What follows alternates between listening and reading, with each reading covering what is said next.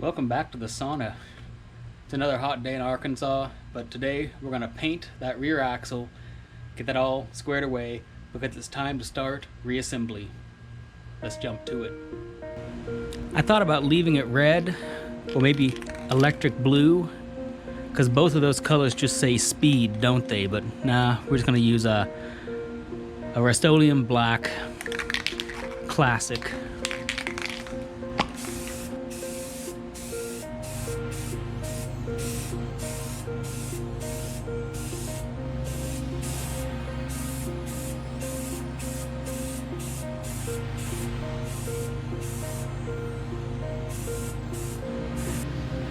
So this is coat 1. Well, it's more like 3/4. I need to finish that underside, but love painting with Rust-Oleum. It's just that classic gloss black, you know? No surprises. You spray it, it works. It's a nice enamel. It'll paint, it'll harden up after it cures, and it'll just be good to go for a long time. Ooh, I need to get these cups out of here, don't I? I have a tool for that now, actually. I should go use it. Yeah, this is gonna need 2 coats, maybe 3 total. We'll see. I won't film that though, because paint. There we go. There's 2.5 coats on there. Now, I'm not too terribly worried about all this overspray. I'm gonna be dressing that with a die grinder and a Scotch-Brite pad, the outside edges of the flange as well. But that's getting pretty good and protected. I've made sure that all 3 of the vent holes are clear and open. So this thing should be ready to rock pretty soon. Well, it's the next day and where to go? We're working inside today. That axle almost made it back to the garage, but I'm getting there. It's not my focus today. Aside from cleaning this up. Thank you, Rodney from the CJ2A page. He had a few Dana 41s that are extra, and he was able to break one down for me for parts. So this is an amazing condition. A Dana 41 cover, way better than that poor thing. And also in the soup is a replacement yoke from that same axle. With any luck, it'll work better than that poor thing. And I've also got the bearing caps in the soup, get them degreased, and I don't know if I'll blast them, but they need to get a little bit cleaned up so they're ready to go. But this guy needs to get degreased and dried off so I can blast it, prime it, and paint it so it'll match that axle. And then I can actually start to put everything back together.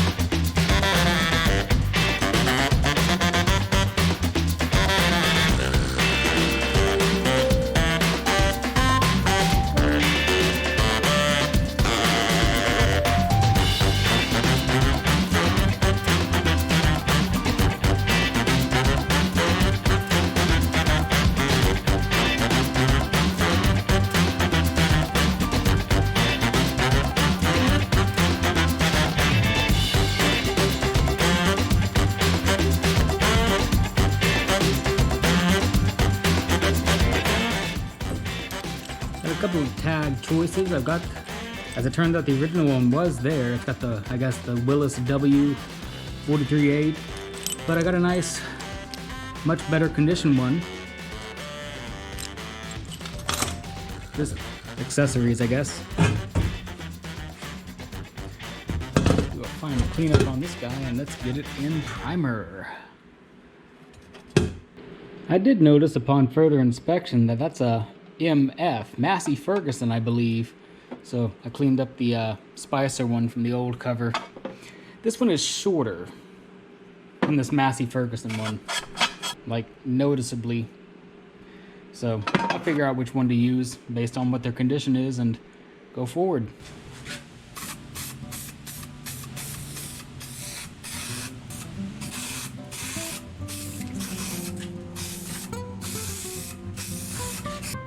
That looks good. And I think that one's gonna look better than that one where it's rusted away. I did the gear ratio tags and fill plugs in red because red is synonymous with speed. And we all know how fast these Jeeps are, so we could probably use all the help we can get.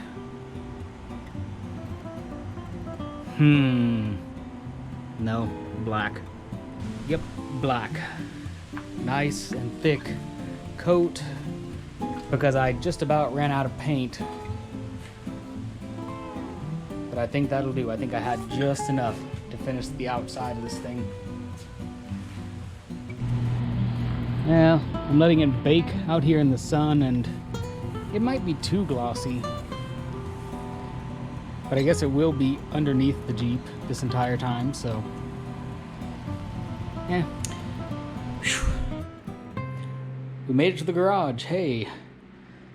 Got the cover pretty much done. I know, yeah, it's silly, but the red tag with the yellow paint, it just says speed, you know?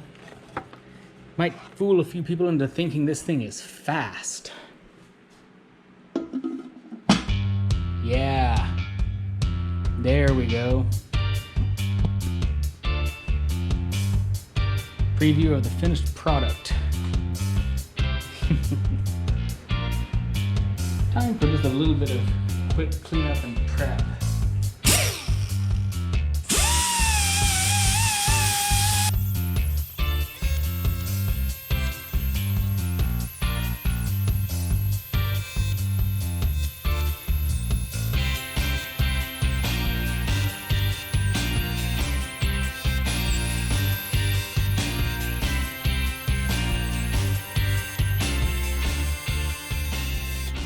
It is fantastic to have air on tap.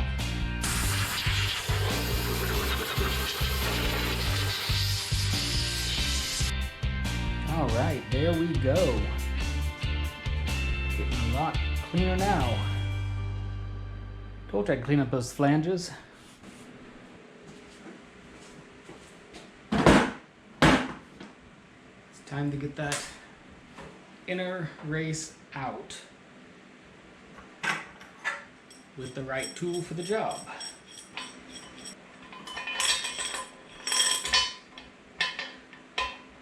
It's the W100-6, I believe.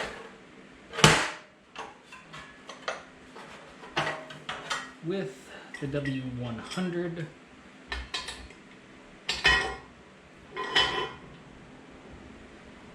In this configuration.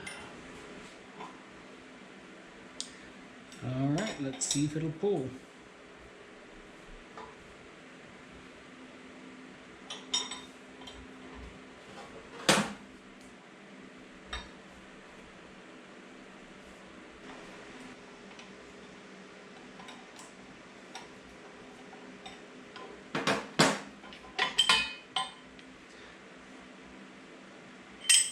All right, and there's the old cup.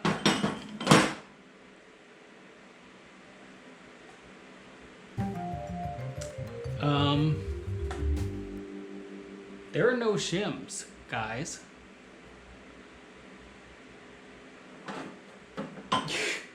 What?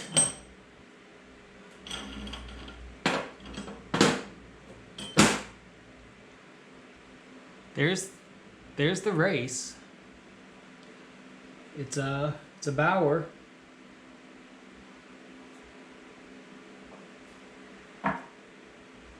There's no shims in here.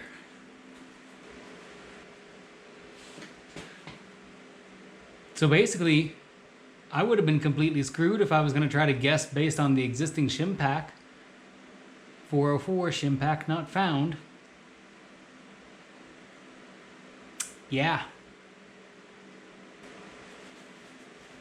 Well, that's just great. Well, I guess I might as well move on with the other one. Got the smaller block on here.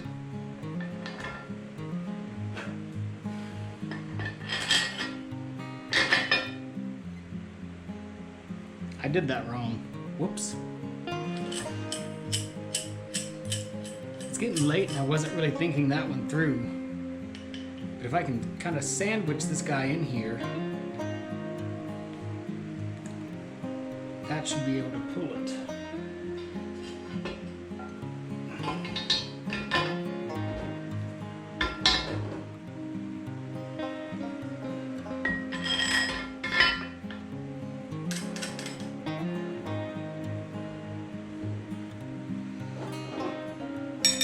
Alright, so this should start pulling it.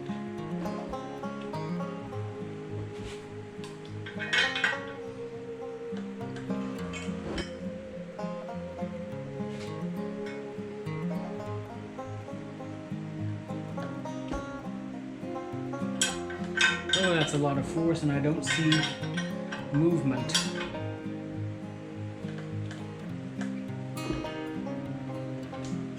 It's so close. I've got it nearly out. It doesn't want to come out, but I've nearly got it. But I've got the tool adjusted wrong. Now I see. I ran out of thread. In the interest of time, we're going old school.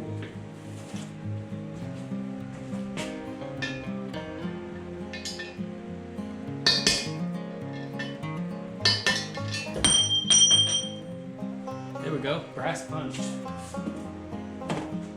Which would have been plan A if I hadn't found this tool. Now, why was it so stuck?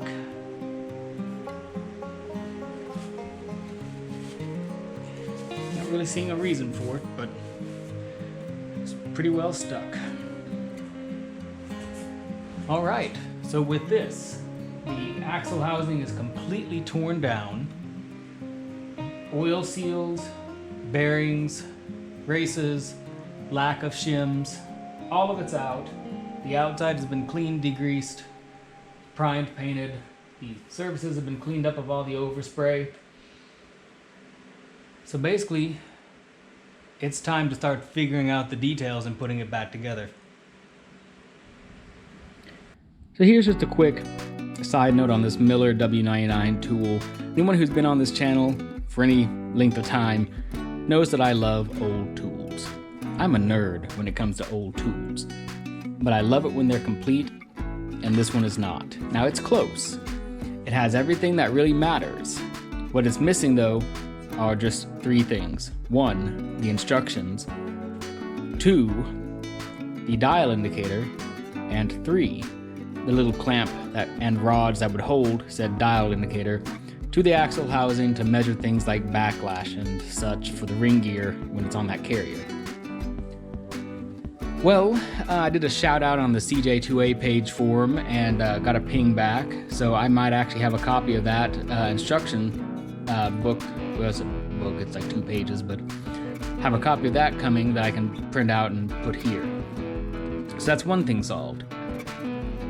But then I did what I do, and I got on eBay, and I got my search terms just right, and I found this. This is a Miller B70 or B70, I'm not sure, based on that font. But this is the absolute correct one for this kit. Heck, it's got the same paint on it. This is probably one that came with one of these back in the day that got separated, as many do. And this was cheap. I think it was like $19 to my door, cheap. But I looked online, found like there's a thread on the G503 forum, and there's a couple other threads out there on a few forums that indicate, you know, this model, this font, this type of mount on the back, this number on the back, the S38199. This is what came with this tool. But again, I got this super cheap with 2 caveats. One is that it was really, really sticky. And I mean, yeah, it is a little bit sticky, but we can fix that. It's probably been sitting up for a while. It probably just needs, you know, a little bit of basic maintenance. some 3-in-1 oil. Get that worked in there just a little bit. Oh yeah, that's already way, way better. Get the excess off. Oh yeah, that's solved. That's way better than it was. So, it's not sticky anymore. Well, at least not like it was. And then the seller also noted that it would not return to 0.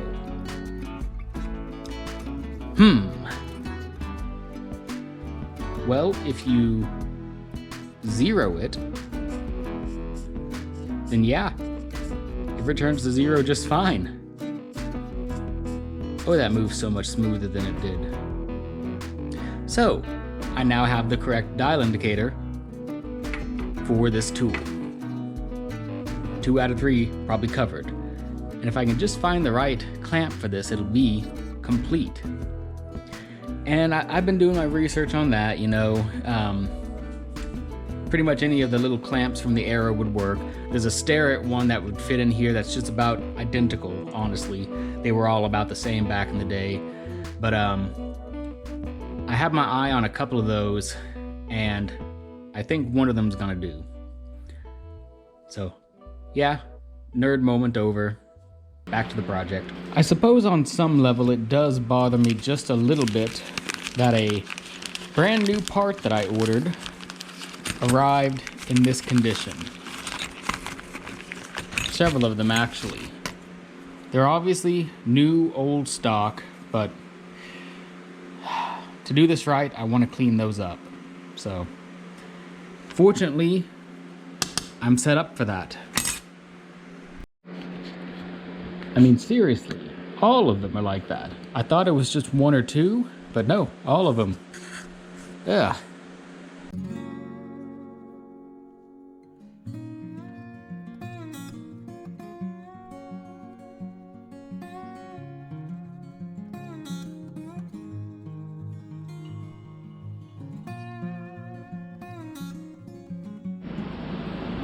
See? That, I think, is how they should have arrived. Just a little bit of work, I don't know, 10 minutes, and they're good as new. Because they are new. The versatile Willys Jeep. Farm implement, vehicle, it'll plow a field if you have the right stuff for the PTO, it'll mow a field, it'll do all kinds of crazy things. Today, it's a workbench. Yeah, time to get some oil seals in. I am not 100% sure if you're supposed to do this. I should probably reread that section of the manual, but given how pitted this is from rust, we're gonna add just a little bit of extra to make sure this oil seal seals. I mean, Permatex Black might be the wrong thing to do, but at the very least, for me, that'll help it not leak. And for some future guy who's in here, hopefully it won't glue it in.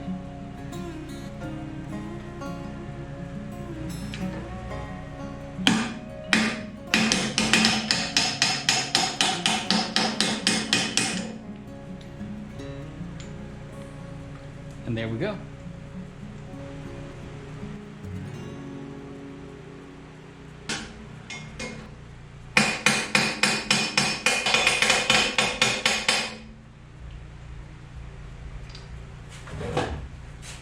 Oil seal's done.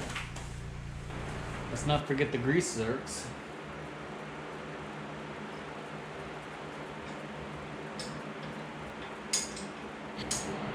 Just as an aside, I may have gone a little bit overboard on the cleanup of those bearing caps, but they were so rusted and pitted and chock full of junk in the rusty pitted areas that they just had to get cleaned up. So now none of that junk will end up in the oil. And despite appearances, that's clean. So we should be good to go. And I know this is a machined surface on the inside, so I was very careful to not blast the insides or tear them up too much. So should still be good. Well, that's about where I'm going to leave it for this one. I'm actually quite a bit further along in the process, but when I started editing the video, it was well over 40 minutes long, and I know that when those videos are that long, you guys don't watch them. The analytics are pretty clear on that. So all the other video that I have will just end up in the next one of doing the pinion setup and all of that. And I really am a lot further along in the process.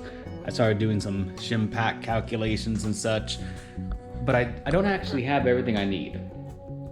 I ordered some marking compound, and it hasn't showed up yet. Well, a box showed up with my name on it, but it was not what I ordered. I have absolutely zero use for baby bottles and bottle liners and lactation cookies. I also didn't know that lactation cookies were a thing, but now I know. So those are on their way back to Amazon, and with any luck I'll have the compound I need to actually check my work and see if I get this right. So, thanks for watching. If you found the video interesting, entertaining, informative, leave me a like or a comment. It does help the channel grow. But I'll see you on the next one, hopefully very soon because half of it's already filmed. So, bye for now.